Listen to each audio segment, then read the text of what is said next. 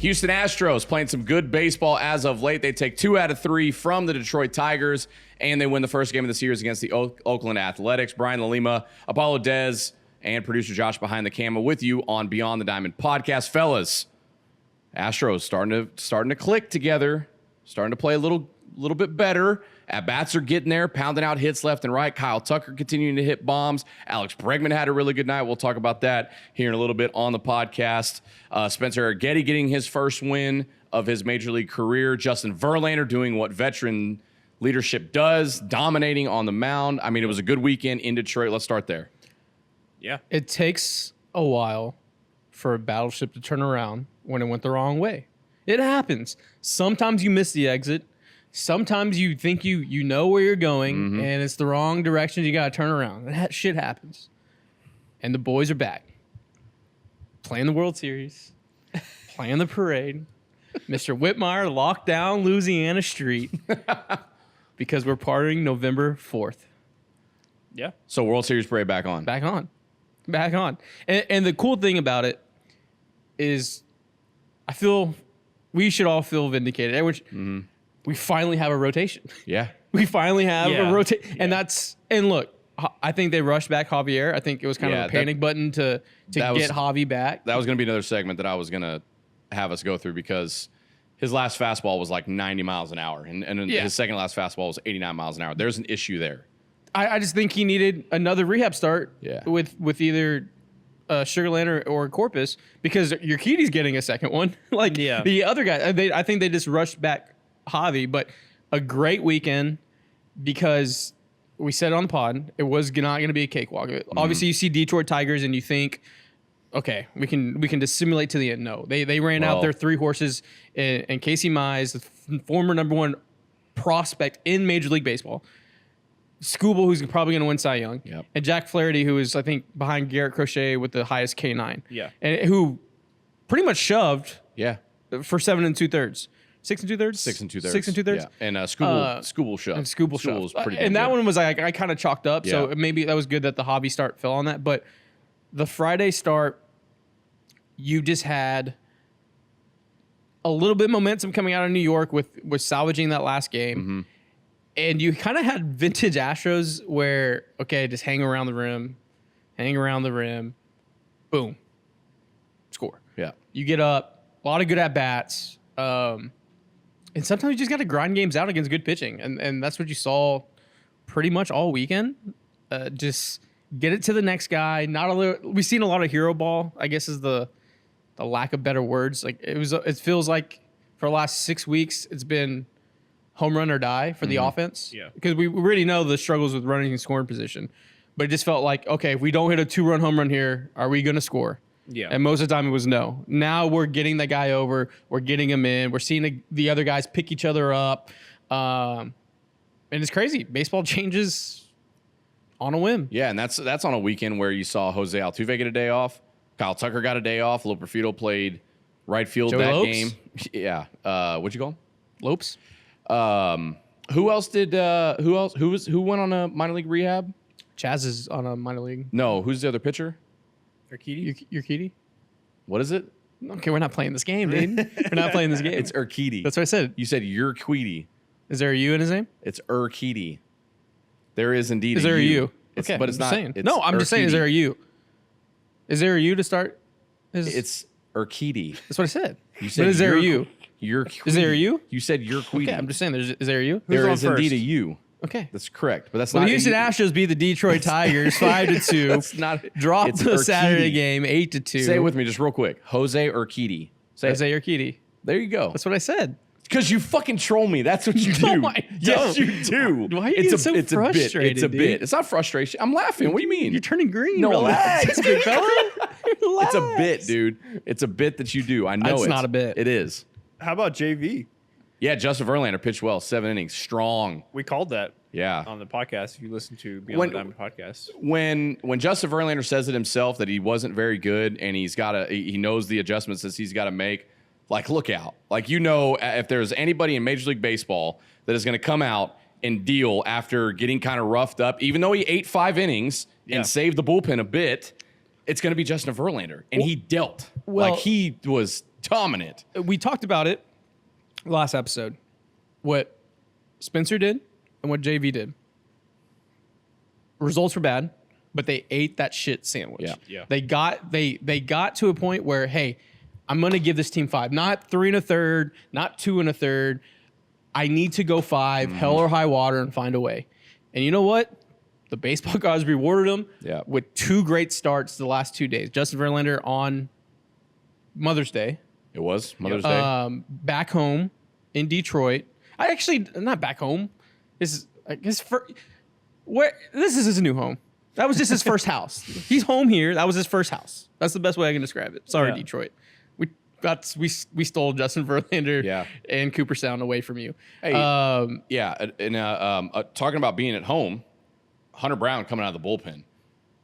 Dude, he should not look. I'm pan sorry. The camera. We can't pan the camera because it's on a stand. He's been screaming it. He needs to be in that role. Yeah. Okay. He needs to stay in that role. Hear me out. Stay in that role. Dude, an opener. Why don't we just get him an opener? Yeah. Yeah. Because he looks fucking dominant. I know, man. I guarantee you a start where Taylor Scott opens the first inning and Hunter Brown gets 2 through 6. Don't talk dirty like that to me. That's a start we're gonna Continue. There was a very smart baseball guy put a tweet out and I sent it to my buddies and I was laughing at it. Continue. I got to find it anyways. But Clip that. No, I think his the way he pitches and the way he gets in his own head a little bit, I think his strength would be coming out. He almost needs a surprise attack is the best way I can describe it. When teams have a whole, weekend or whatever to study and prepare to prep to face Hunter Brown, they pick up on the tendencies. They pick up on the tendencies and they get to him better. When he can just come out of the bullpen, surprise, here's my stuff, try and hit it. That's when he can. Yeah, he looked really good out of the bullpen. Yeah, 5 strong. 7? Didn't look like I think 7 Ks. Yeah, man. He didn't look like he labored. No. Like everything looked crisp. Dude, yes. Well, it's almost Right? like nothing to lose. Like he's just like, I'm gonna just throw he my had this fastball. weird Hit look it. in his eye. He said, "Let's get it on." Oh, I am so not a raper. He had the craziest look in his eyes, and at one point he said, "Let's get it on." That was about the fighting. I'm so not a raper. Yeah, you just dropped the movie scene in. I was talking about the fight. I was talking about the fight. I watched my own son This is from use a bike Lance as a weapon. Brosdowski at Lance Bros. Tweet is Hunter Brown has been abysmal this year. Yes. Hashtag Astros. But I'm here for underperforming pitchers tinkering. Brown's last 2 outings. A new sinker to righties. He ditched the new cutter to righties. Moved 6 inches towards the third base side of the rubber. And added back bullet slider to lefties. Okay. So we're ditch cutter. We're going sinker in on the hands on righties. Good. Because that cutter was hanging over the plate. Yeah, it's probably not even. And I think it looking was like a cutter. I think just it was looked the more same. flat. I think it was the same channel of the slider, and we could probably get Tony on this. It's like a hanging slider, basically. I mean the same Exactly. plane. Yeah, I What'd think you it was. I think it was same window and same plane, but slightly below. So if I'm swinging, if I got fooled to slider and it was cutter, I'm barreled. Yeah. And if I'm fooled on cutter and it's slider, I'm you're still long barreled. enough to get to a barrel. Yeah. So this was 5/12/24. So this was before. Oh no, that was the same day. That was the 2 days ago. yeah. So this tweet was after the Was after- appearance. yeah, Yeah. the Okay, appearance. so these were all analysis from that. So I saw that. His name was at Lance Bros. Moving on the rubber is interesting to me. I like that if he's moving in on righties and he's throwing that sinker in on him. Yeah, it's coming he's down doubling in. up on. And this on- Lance guy knows himself. I'm just open his profile. Player development analyst at Watch Marquee, former remote video editor at Driveline. yeah. Smart guy. Yeah. If you're at Driveline, you are any- smart. If you know anything about Driveline, then you know that Yeah. shit's like pretty in depth. So you had 2 pitchers, one openly talk about his adjustments and Justin Verlander Yeah. after the New York start, and then Hunter Brown on the backside making adjustments and seeing it, kind of come full circle. And then you had an offense that put up runs late. Yeah. It really felt like we saw the 2024 Houston Astros. Finally starting Finally. to score insurance runs after the 7th inning. Yeah, that's huge. Obviously, last night against the A's, like you saw the offensive explosion with Bregman hitting 2 bombs, a late double, that scored a couple extra runs. He had 4 RBIs. So you saw it carry over from the Detroit series into the Oakland series. And look, we said it, coming into these series, like these are series, like, especially on this 10-game homestand, which they opened up last night. You have to take 3 out of 4 or you got to sweep Oakland. Yeah. Right? Then you have to, who are they playing after? The Brewers, right? Yeah, it's the Brewers this coming 3, weekend. First place Brewers. They're playing well, okay? So if you can scrap 2 out of 3 from them, but then you have the Angels and the A's back in. Are you remote controlling this? What is... After the Brewers series, you welcome back in, I believe it's Oakland or the Angels, one of those. Yeah, Angels. Yeah, it's Angels. And then Oakland again. Then you go to Oakland. That's what it is. Yeah, the rest of May, the schedule is a type of schedule that you should go into. They play Seattle on the 27th. Seattle. Yeah, at Seattle. If we should be going into that series. It should be a type of series, as a 4-game series. We should have the opportunity to be above Seattle by the end of that series. The goal within this community, our community, I would love the Astros to be 2 games back coming out of Seattle. Yeah. Coming out of Seattle or into? Coming out of Seattle. Oh, I would say going into Seattle and then take it. I don't. Seattle's winning right now too, so they're kind of matching us. So we're not really making them ground, but we're making up ground on everyone in between. Yeah. So I'm thinking Rangers have lost 4 in a row. Yeah. Dude, swept by Colorado. I know. The only team that Colorado's going to sweep this year. Did you hear that stat? And this is for that one guy, that one Rangers fan that's always in our comments. I think thank you for always tuning in. The Rangers sweep on the Colorado Rockies sweep on the Rangers. Uh-huh. First home sweep since 2013. For the Rockies? For the Rockies? Yeah. That's just fake news, but I see how believable that was. Oh my god! Really? Gotcha, Ranger fan. I know he was already knew he was ready. No way, it was 2019, but it was believable. I was believable. It was believable. I was like, damn, even like the good Rockies teams in like 2016. That is believable though. But yeah, not great when you get swept by them. No, worst team in baseball. So we're just hey, look, I'm focused on getting past Oakland. Then we'll focus on getting past Texas, and then you're focused on Seattle. And you know what? Currently 6.5 back. Yep. By June, it's getting a little weird. Yeah, chipping away. So coming out of Detroit, you win 2 out of 3. You go into a 10-game homestand. You open up with the Athletics last night on Monday. Who've been playing good. Yep, they have been playing good, right? Ross Stripling, we know the comments he made about Jose Altuve. He did hit Altuve. I don't think there was really any intent there. I didn't even think anything it was 0-2 in the fleshy part of the thigh. Yeah. Alex Bregman, do not let the kid get hot. Headband Bregman, boys. Headband Bregman. He goes 3 for 3, 4 RBIs, 2 bombs, and a double, and a walk. You saw a little swag from him. He spoke about it after the game, said that shout out to his wife, Reagan, because she let him go to the cages at 11 o'clock yesterday morning after not being around the family for a while. He said he found some stuff in that BP session in the cages. Then he comes to Minute Maid Park, has a really good BP session, and then it works out for him to where he transfers it over into in-game at-bats. That is what we saw last night. Like, that is Alex Bregman. Yeah. Barreling baseballs up. I missed him. Pulling baseballs, but also continuing to go to the opposite field. And we know the defense is always going to be there, even though he did have a throwing error, but the glove work is always there. That's the Alex Bregman. And if you can get him hot, oh my gosh. This lineup's deep. Yeah, you have Jeremy Pena legitimately 6 weeks in batting like 340. Yeah. And his OPS numbers are great. His analytics are great. Everything is really good. You get Alex Bregman back. Yeah. You get Yordan back.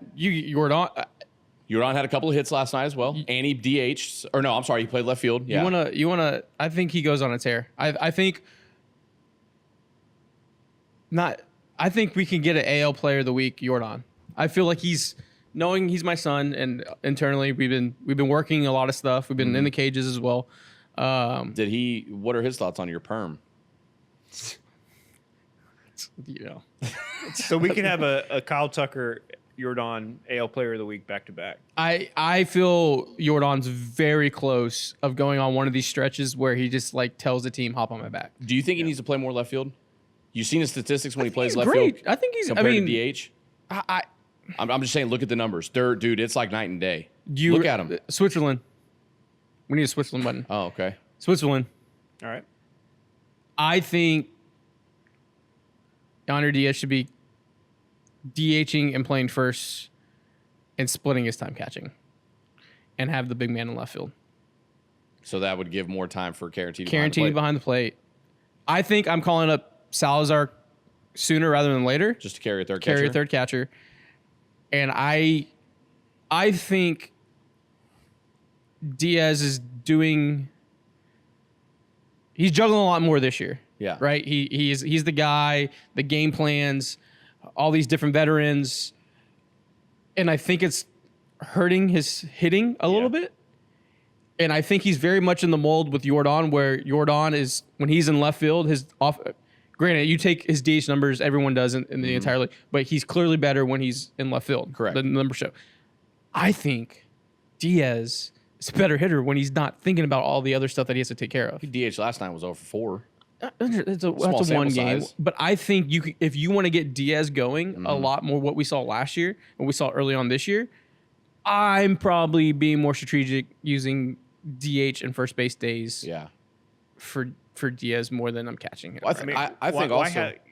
Why hasn't he played first base at all? He was taking reps yesterday. He had video reps. Yeah, yesterday. and I saw Dubon was taking reps at first as well. Well, you have Singleton hitting the shit out of the baseball. Yeah. So Singleton has earned the opportunity, or been given the opportunity and earned that playing time. 100%. And he should still be there. But I also, I was saying it 2 or 3 weeks ago on this podcast and on the radio, Caratini and Diaz should be your first base and catcher, and then mix in John Singleton when Jose Abreu was at his worst. Yeah. Right? So whatever that looks like, I also think one of the concerning things for me when it comes to Yainer Diaz's at-bats, dude, he swings at everything. Yeah. His pitch selection is not very good right now. Well, he swings at more first pitches than I think anybody else on the team. The thing is, he's never had good pitch selection, but when he hits the ball, he hits it with power and good launch angle. He gets. But right now he's not doing that. So now he's just swinging at everything, and then when he does hit the ball, it's into and out. It's like his mindset every single at bat is, I'm just looking for a first pitch fastball and I'm swinging regardless. I'm ambushing this, whatever it is. Our good friend, actually, I don't want to. He's got a very Jose Altuve mentality. Yeah. But without the bat to ball skill. Yeah. Currently. So if you know, one of our smart friends, part of our group. I just don't want to put his name out there because I don't know what he sent me was confidential or not. He said he has the inklings of concern that Yanier's focus on plate discipline is coming at the expense of his power stroke. Yes. But he's messing with his weight transfer. So he says his takes in the zone look weird as hell because it looks like he's doing a zone control drill in game. Yeah. And if you go back, and I think he's kind of out of it now. This was a week and a half ago when the smartest person at Apollo sent this to me. You can connect the dots of who that is. They could fight over it. Yeah. I think there's something there. I don't see the hard takes I anymore. didn't send that to you. Well, you were the smartest person until you brought up batting, until the Astros started losing and you regressed. What do you mean? You were a big baseball savant guy now. I still am, though. Anyways. Dude, and they're tracking bat speed now. Y'all see that? Yeah, that's pretty good. Did you even see with all the struggles, Jose Abreu was 5th on the team in average batting He's still swinging speed? it. No, he's still swinging it. Well, They just anyway, sorry. No, I think he's fighting it, and I think he's coming out of it. His rolling Woba's kind of trending back up. I love Woba, dude. Tell us about Woba. See, you're gaslighting me. Anyways, well, obviously last year Diaz had an 846 OPS. He's sitting at 696 right now. Still very, very early in the season. Yeah. But I think getting him out of his brain a little bit, and I think they do that with Jordan when he's just so much better in left field than when he is just DHing. I just think that's my little Switzerland take right there. It's not I think Diaz needs to be in lineup every day, just finding ways to unshoulder that. My Switzerland take right now, I agree. Caratini should be catching 4 out of 5 games. You said it, not me. I mean, he's got a 732 OPS. I mean, he's hitting the ball well and he's catching the ball well. So I mean, Caratini's been great. I don't know, man. Caratini's been a great signing. So what is it that makes you guys want Caratini more than Diaz behind the plate?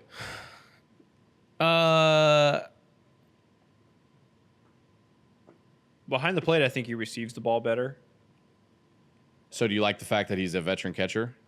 That could be the veteran thing. It could just be just how he. So like the experience, yeah, pitch calling, sequencing, a little bit of that. But he also hits the ball. Dude, you're. I know where you're going. I know where you're going, dude. I know where you're going. We know where you're going, guys. It's just us. Look, fellas, it's just us here. This is Switzerland. You can't fucking clip this. I don't mean forever. I just mean maybe temporarily shake it up. I would just like to say. Is it safe to say that there might be some concerns with pitch calling and pitch sequencing from Yanier? I actually disagree with that. Okay. I don't think the pitch calling has been that horrible. A lot of it has been the pitcher's execution of the call. Well, it always comes down to leaving execution. a ball right down the middle, like an 0-2 fastball or sinker or whatever they called it from Josh Hader, like that's on the pitcher. Okay. Yeah, and then it's just receiving. His framing has not been great, and then where he's calling for the ball. Yeah. I see the wheels turning, Des. What do you got? Okay. Do you have concerns with his pitch calling? No. You don't? It's there in the room. Uh-huh. I can't have concerns when, no offense, he's been getting the Sugarland rotation. Right. And guys only going one time through the lineup. Mm-hmm. Like that's not on him. There's execution level. One thing that really, really just drives me insane. And I've caught my entire life. But the new age of the glove down up, that was never me. I was right before that wave. I was a catcher all the way until sophomore year of high school, and when we caught framing stuff, it was never that. And I understand that, and I would be a product of that now because I get it. Friend of the program, Jose Trevino is the number 1 rated catcher in Major League Baseball defensively. Played with him, good friend. He does up down glove. When I see Diaz do it, it's like seeing a Ferrari and then like a Toyota, like Corolla. Yeah, like Camry. There's just a lot of it's stiffer. It's not as and if you go and watch Trevino catch, he's kind of closed off in a way where the umpire is like seeing over the shoulder and he's at an angle and he can move up and down and he can move kind of anywhere. So you mean it helps out the umpire? When I see Yanier catching, he's just so wide. Yeah. His whether it's an outside pitch, inside pitch, or high or low, his legs are across the entire plate and it's just such a wide target. And I think when you just see a wide target, you're throwing to that, especially with the glove up down. And so if you're more off, if I'm more like at an angle going up down, I got to be really fucking dialed in on where I'm going. Yeah. Where if I'm wide center, that's a big target. Yeah. And that big target's a fucking zone where barrels are fucking meeting. Yeah. So I think it's not fair to put them up against each other at all. But I don't know. Is there an adjustment there where you can get him in a more athletic stance? Then that helps the pitchers. I don't know. And the pitch calling stuff, like I want to see the whole rotation in with Diaz because that'd only be fair. In a month and a half time, we can have that conversation. But I just feel like there's little things you can fix because doing the same thing over and over again is the definition of insanity. So right. So it's all about in-game adjustments. We know that, right? But I think there's also a case to be made, or not a case to be made, but like, shouldn't we have expected this? We should have expected some sort of issues with his pitch calling. This is his first full year of catching. Yeah, right? you're gonna have. So you're gonna have it. He's not gonna be perfect immediately, right? So, but I think, and the reason I ask it, like obviously for our discussion is like I see a lot of it, especially when the Astros are struggling. And obviously, you find out a lot about people when your team loses or when you lose, right? People blame anything and everything. And for whatever reason, there were things that were said about Yainer Diaz's pitch calling, his framing, and where he sets up on 0-2 counts, 1-2 counts, and things like that. But it also goes back into this is his first year of full-time catching. Whether you like Dusty Baker or not, whether you liked his lineup changes, whatever, he said it multiple times last year that Diaz was not ready to be a full-time starting catcher. And I think he was onto something. Now we're seeing, I'm glad that he has better offensive numbers than Martin Maldonado, and I think he will be the catcher of the future. But we have to understand that there are going to be in-game adjustments and adjustments he has to make because this is, at the end of the day, his first year of catching. For sure. Full-time catching. And I think, and this is, and I could already feel the people in the comments, Diaz should be in the lineup every single day hitting. Yes, offensively, absolutely. It's not, if Diaz is not catching, blah, blah, blah. No. If he's not catching, he's in the lineup. It's two totally different train of thought. Like this video right here, and I'll send it to you so you see it, or the viewers can see it. But just look how, like, it's one spot where this pitcher can go. He's not big and wide. Yeah, so he's more compact. Yeah, so you can see his, like, look at his glove side shoulder. You see, he's athletic enough to be the best framer in baseball. Yeah.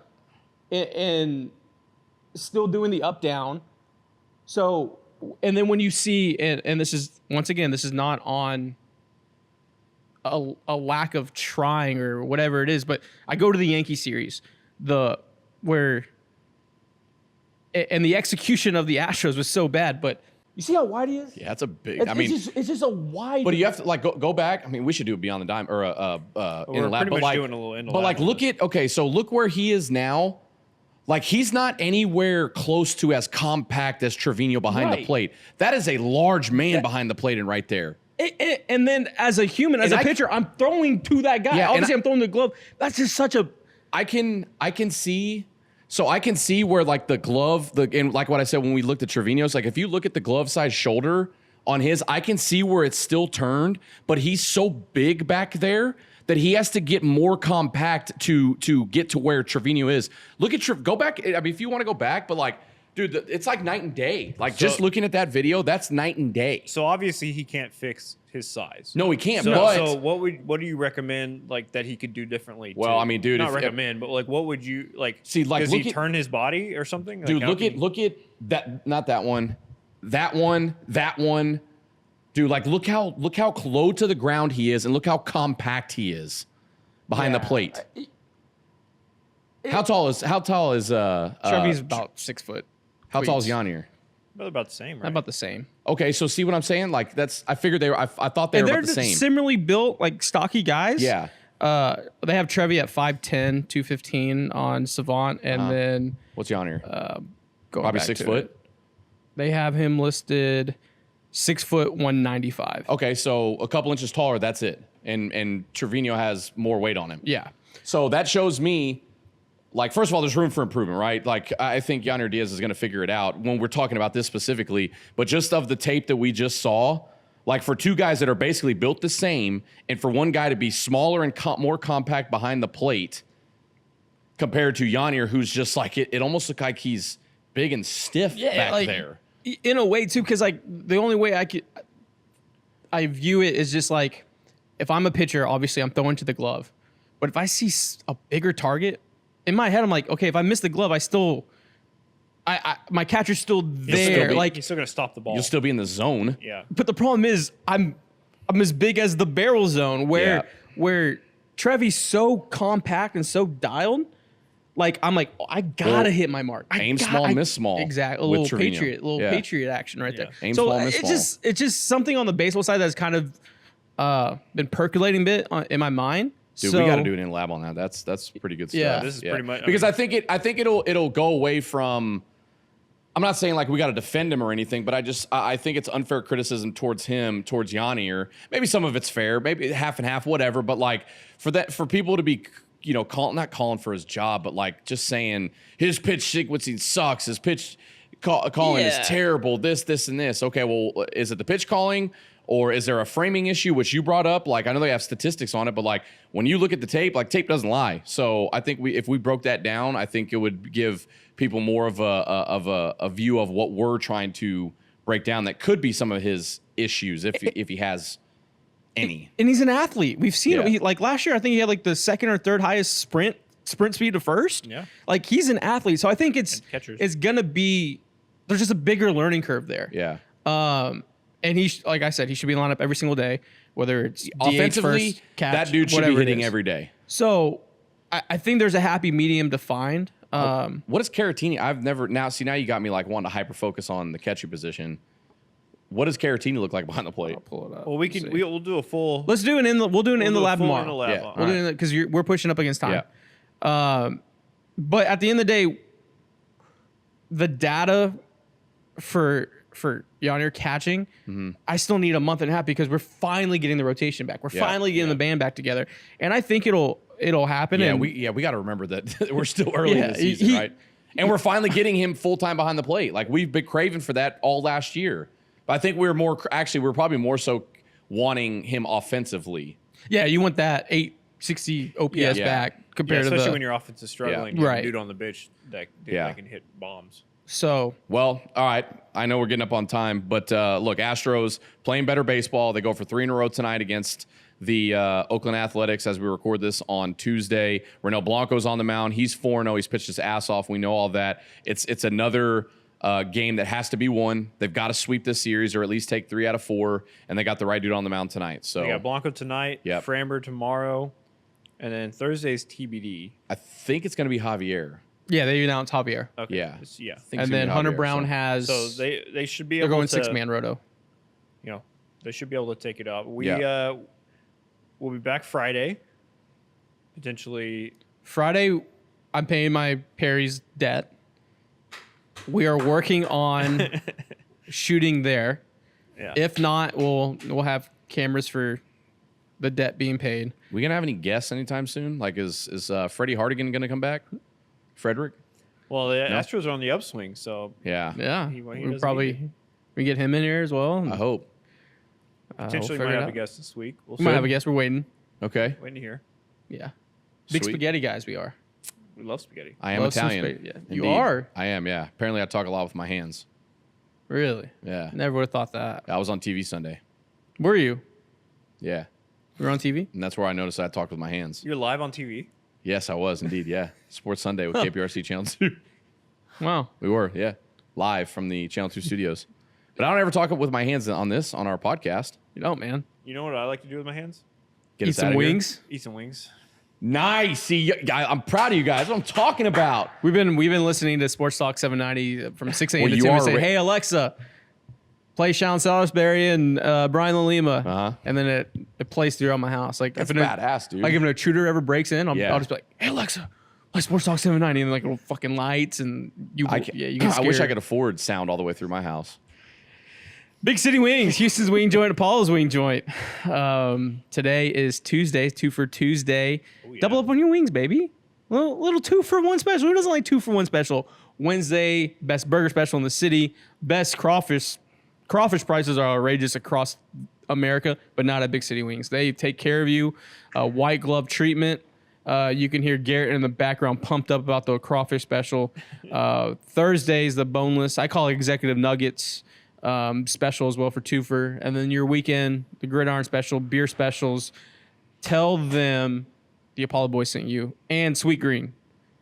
Garlic steak bowl. Jeremy Pena dropped his video that Joshua put together that me and Garrett and Josh all got video footage. I think I wasn't on play. I don't know if I ever hit record.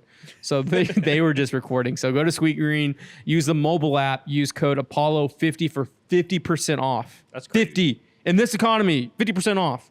Yeah, it's a great deal. It's the greatest deal ever. Use it. Download the app. Apollo50. They don't take your data, so download the app. Shout out to them. Shout out to our sponsors. Yeah. And thank you for watching and listening to Beyond the Diamond podcast. We will see you again this week. Definitely once, maybe twice. We'll Maybe see. twice. And hopefully the Astros take this series against the Oakland A's. Thank you for watching. I'm Josh. That is Brian. That is Dez. We will see you next time. Love you guys.